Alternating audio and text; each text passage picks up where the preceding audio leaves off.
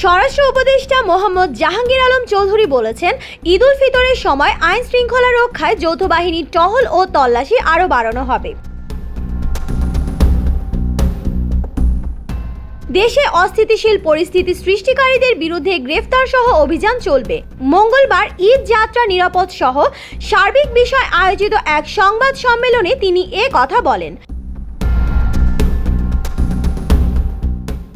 জাহাঙ্গীর আলম বলেন, চুরি, ডাকাতি, ছিনতাই ও চাঁদাবাজি, দখলবাজি সহ সন্ত্রাসী কর্মকাণ্ড বন্ধে পুলিশের পাশাপাশি গোয়েন্দা নজরদারি বাড়ানো হবে।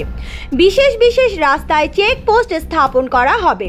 বড় অঙ্কের টাকা এক জায়গা থেকে আরেক জায়গায় স্থানান্তরে পুলিশের সহায়তা নেওয়ার পরামর্শও দেন তিনি।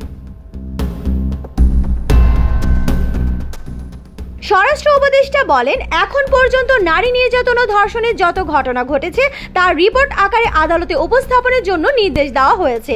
এক্ষেত্রে আসামিদের শাস্তি নিশ্চিত করা হবে।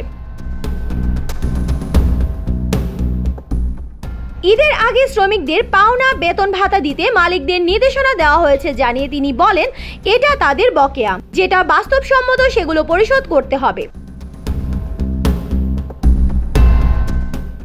জাহাঙ্গীর আলম জানান, ঈদের সময় মাদকের ইস্যু বেড়ে যায়। মাদক নিয়ন্ত্রণে ব্যবস্থা নেওয়ার নির্দেশনা দেওয়া হয়েছে।